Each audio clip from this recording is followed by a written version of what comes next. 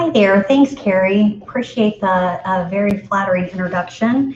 We will go ahead and get started. Cheryl and I are very happy to be here. And the first question on my mind as I stand before you guys here today is I want to know how many of you all have had surgery, or how many of you, if you've not had surgery, have had a loved one have surgery. And so you know what has to go into your time prior to showing up the day of surgery.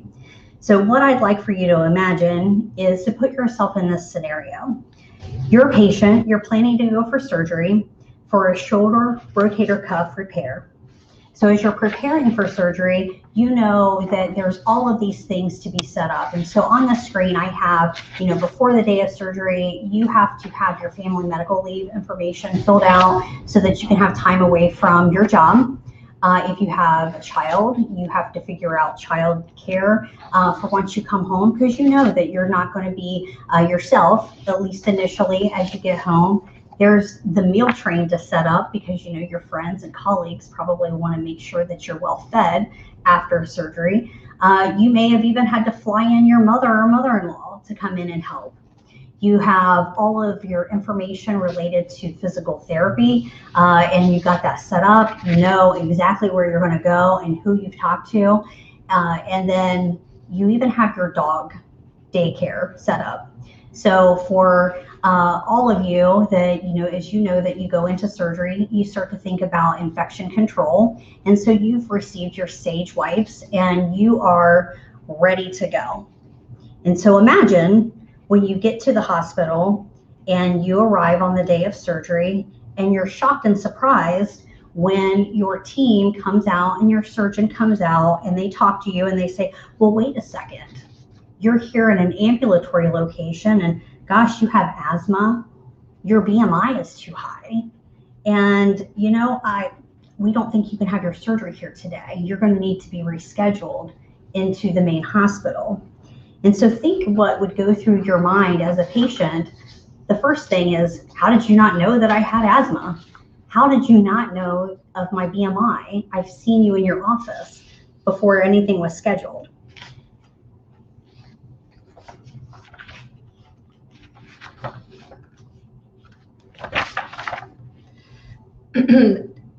So as these patients are here and we see issues with day of care, for example, no Hoyer lift, a broken wheelchair, maybe the patient shows up and they have an amputee that we were not aware of. While we would like to say that this is rare, in reality, this can be a frequent event in hospitals which affect day of care surgery.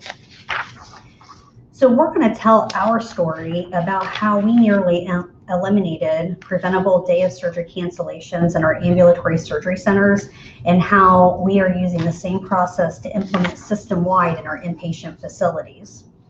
So, as we talk through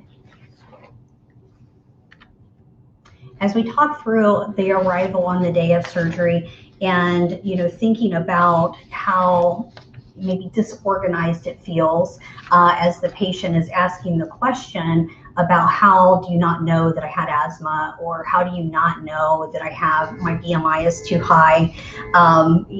Think about the anxiety that the patient must be feeling and the dissatisfaction of thinking that I've done all of this planning and now I'm not able to have surgery. And so what I'd like to do is to consider that we have a timeout, and maybe we reverse everything and we think about how this could have been done better and what we've learned from our mistakes in the past and our broken processes and how we are doing things now. So let's pretend we're starting all over, and I'm going to turn it over to Cheryl. So what is surgical optimization in all of our locations? And what we're all striving for many number of reasons. It is really defined as the patient arriving on the day of surgery. They're going to have their procedure. They're in the best possible physical and psychological condition to have a good outcome. This would mean that they've met all of their requirements necessary for an uneventful day of surgery, and that we've met their needs both physically and emotionally. So on our journey, it really started in about 2015. It was specific at the time to the ambulatory locations. There was, it was new to a large health system. So patients and physicians were unfamiliar with the concept of preparing a patient for a surgery that was going to happen in a true off-site location. So the concept of this was to help prevent those day before cancellations. That's generally when we were finding out about them at a day before phone call, that was then disrupting everyone's preparation. The patient couldn't get on the schedule in an inpatient unit for another 4 to 6 weeks. Sometimes they'd already taken their time off work, all the things that Brenda just spoke of in the earlier slides. Additionally, cancellations that are that close to the day of surgery, there's less opportunity to backfill them with something else. So there was a lot of efficiency gains that were lost by learning of this information too close to the day of surgery.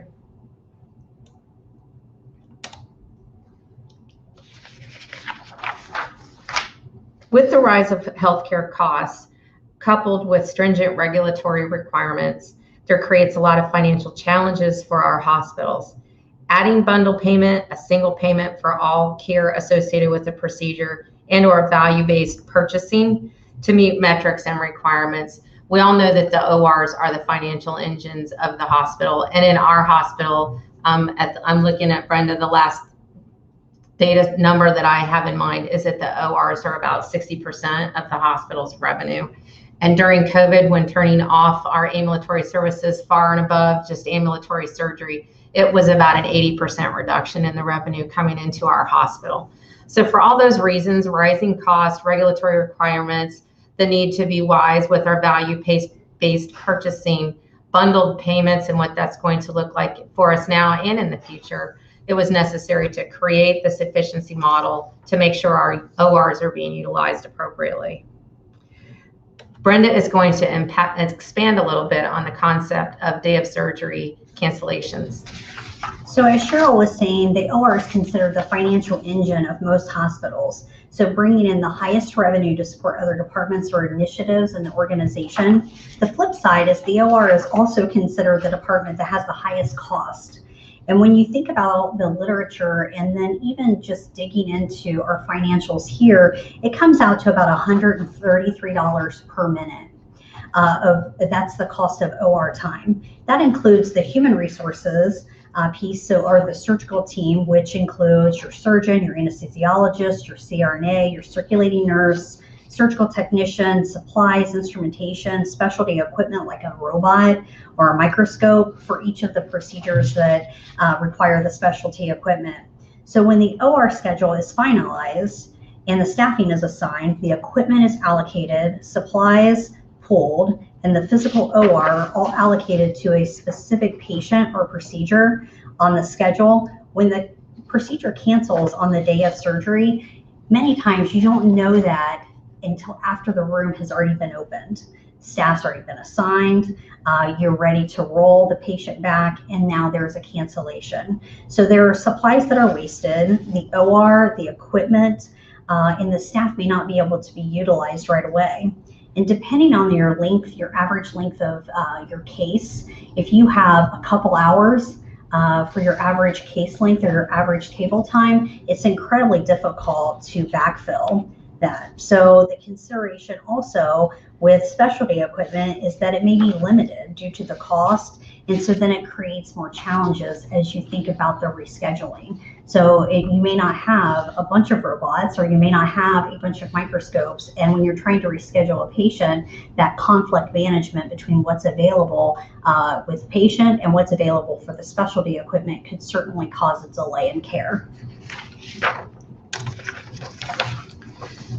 The literature describes a day of surgery cancellation as a system failure, and I think that we would all agree. It's important to recognize that it is impossible to eliminate all instances of a day of surgery cancellation, but it is also equally important to identify what are those preventable causes and what can we do about it. So for some examples of the system failure that we would share, our lack of communication, maybe that's specifically around a prep that needed to be taken before surgery, or some labs that needed to be drawn. Incorrect communication, An example of that could be arriving at the wrong time when your surgery schedule is full to the top. Lack of resources, lack of optimization, and surgery that was not needed. So in the meantime, the patient passed their stone and that was not communicated back to the healthcare provider.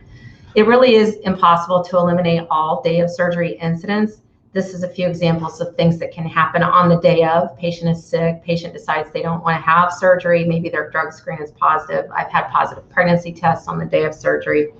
But the goal of our process is to identify as much as possible ahead of time, identify a consistent contact that the patient can communicate back and forth, that we have access to them, they have access to us. And you'll see as we go forward with our metrics how successful this process has been. So you can't work in an OR anywhere in this country and not put in a process without having metrics to evaluate the success of the process. So when we implemented this program focused on surgical optimization, we expected the metrics to show a decrease in day of surgery cancellation and patient anxiety while seeing an increase in OR utilization, revenue, efficiency, and patient satisfaction. Our compact program uses a comprehensive assessment checklist so that the nurse is able to get information from the patient and then help quarterback the information to ensure all pieces of the puzzle are put together prior to the day of surgery. And the next, here we have our metrics. And so this is just one of our dashboards that we use that we routinely discuss. And this is at the top of the hospital. And for anyone who knows anything about Ohio State, so Ohio State is Midwest Hospital.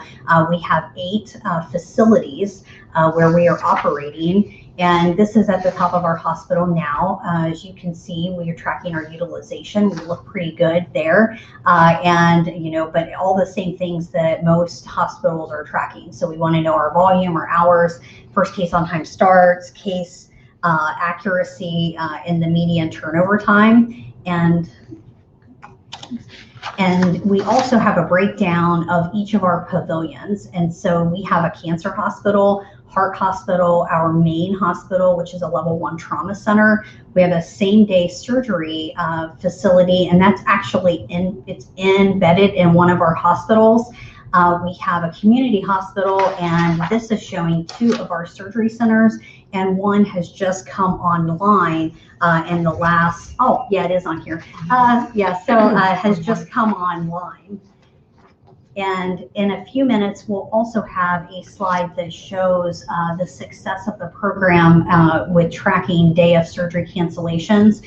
But in the meantime, Cheryl's going to talk a little bit about expanding our compact system. So what we know is that the process works. It started in 2015, as we described, in our ambulatory locations. And now what we would like to do is make this a system process. And we're in the process of trying to do that now. But as you can imagine, across 8 pavilions, this is a big lift. This is a big endeavor. But what we do have now is the back data to show that the success of the project. So I have a few slides to share with you coming up. Organization working towards systemizing this compact and how we can reproduce these efficiency metrics in our inpatient pavilions.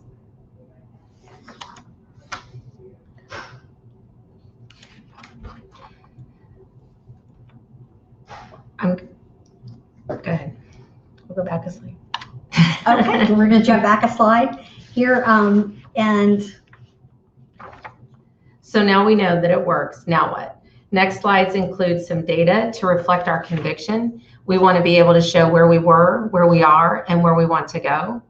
We've been collaborating with our advanced practice leaders, costly model to have anesthesia resources, reviewing patient readiness, although a necessary thing to do, preparing a shared cost model for those advanced practice providers.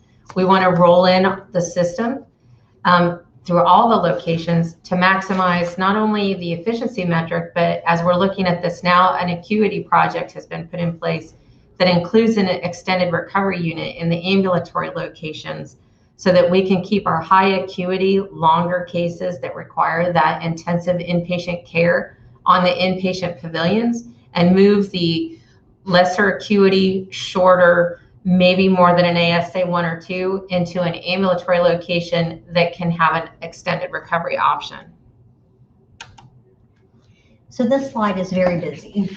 And what I hope that you guys take away from this is that when you think about where we started and what we were doing in our ambulatory locations. And so you can see here, since 2015, the two lowest numbers that we have there is our ambulatory surgery centers. And you can see that they have a very, very, very low day of surgery cancellation.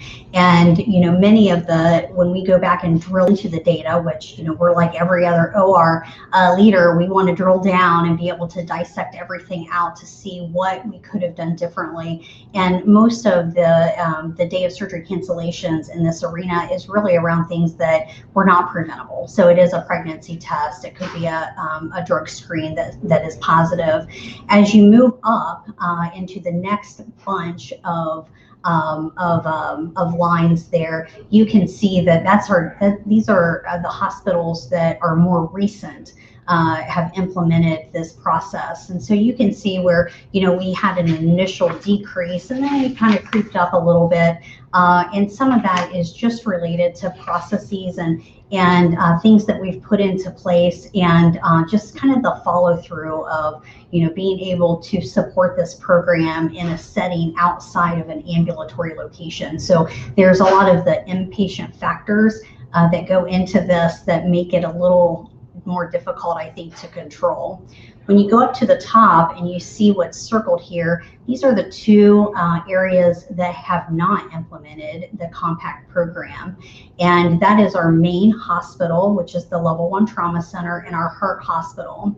Now, some of those cancellations, we may never see the low numbers that we're seeing below, but certainly there are lots of opportunities, again, as we dig into and understand why patients are canceled on the day of surgery. We see that at least half, if not maybe 70%, were preventable day of surgery cancellations. We wanted to take this opportunity to show some of our experience with this process and our patient experience in particular. Ioneer was that's the EEI. Ioneer was the first location at Ohio State to implement this process. This is an example of our patient experience Frescini dashboard that's showing us how the area scored in each of the metrics that we're all very familiar with. But what is outstanding for my team here is that this clinic is a hospital-based OR, so it's outpatient hospital. And for 6 years now, they have ranked in the 99th percentile. Most months, never less than 98, but 99% generally for willingness to recommend. The second location that pulled this process into their workflow was the Jamison Crane Sports Medicine Institute. It is, again, an outpatient hospital-based department. It was opened in 2016, and they have also had equal success here with 99%. Now, they did have some hiccups there at the beginning. The feedback coming from our patients was that they did not understand their discharge instructions, especially as it related to orthopedic slings and crutches and boots, and they needed something more, something that they could watch that was more clearly explained to them. And we went through the process of a focused work group. We developed some videos. That said, as this process has gone on, they are now again or at the 99th percentile using this experience. This one I find very telling for us. This is our community hospital-based perioperative services. I am responsible for supporting that location as well. This was one of the first hospital locations to try to implement this process. It is slightly different, as we all know. Ambulatory surgery and inpatient surgery is not a one-to-one match, but they have a lot of the same goals and they want a lot of the same outcomes for their patients and physicians. But what you can see here is that in Q4 of FY20, we really took what had been a loosely weaved process and implemented compact. And as you can see here, it took quite an uptick here once we just had the process in place at all. We did see some fall here in Q4 of 21, although we have had some outside influences affecting that. We've opened up an offsite CSS. There's some other things affecting the efficiency, patient satisfaction, most likely from a delay. But what I found most interesting here was that Q4 2020 uptick is almost exactly when we implemented the compact process at our community hospital. So the evidence is clear. We have performed a literature review. We have looked at our own data and we've seen our success. And we know that there is a direct correlation between lack of optimization with day of surgery cancellations, delays, an increase in patient anxiety, and a decrease in patient satisfaction. And so our vision for moving forward is for every patient who has surgery at OSU will have a compact appointment so that they can be properly optimized prior to the day of surgery. We took some photos here so that you could kind of see how our team works. They were more than happy to model for us. The first picture here is a reception person who helps with scheduling of the appointments. This is a scheduled appointment that they come see a nurse that is an employee of the surgery center. This allows us to keep metrics. But ideally, the workflow is the patient goes to the clinic, they are evaluated in the clinic, surgeon determines that surgery is necessary, patient has agreed to that, then they would come see a compact nurse first to do a kind of a targeted ambulatory anesthesia, right now anesthesia larger going forward assessment. And at that point, it can be determined, are these patients appropriate to have surgery in an ASC? Or do they really have comorbidities such that they need to go to a hospital, an inpatient-based location, and then schedule the procedure? So the patient is then seen, goes back to their office because it's all in the same building. The surgery is scheduled in the right venue to begin with versus having a cancellation that's happening late in the game.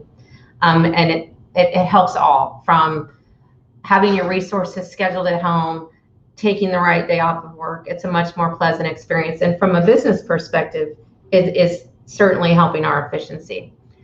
They do leave that appointment with some gifts. They get a folder that in there shows clearly what they need to know before the day of surgery. We've added wayfinding because, like we said, we are in 8 different pavilions. So patients need directions and wayfinding. They get this cup that everybody seems to really like, the cup with what they're allowed to drink and not drink. But I think what they leave there most with, that they value the most, is a resource. They have a phone number to this particular location. And so when they go home and they come up with questions after they've left here, instead of trying to navigate our big system, they're able to call the nurse that they just spoke with. And so while we wrap this up, we want to leave you maybe with a couple of things. So as Cheryl has talked, she has opened three of these outpatient ambulatory centers and has incorporated this process into every single one. And the metrics that they have is high and above and very competitive across the country from efficiency standpoints, financial standpoint, patient satisfaction standpoint, and then implementing that into a community hospital is showing that it can be done. Now, of course, we're a large academic medical center. Implementing it into our level 1 trauma center and our heart hospital is also going to be an important next step. And just trying to stay very consistent so that we're able to realize the efficiencies that we know that we can gain. Do you have anything else, Cheryl, before we wrap up? I don't think so. This has been fun, Brenda. Yeah, this has been a great time. So we thank you so much for your time and attention, and look forward to any questions that you may have. We did leave our emails on here. Please feel free to reach out anytime. We're happy to share our journey. We're happy to share any of the tools and resources that we have. Our philosophy is don't reinvent the wheel. Thank you.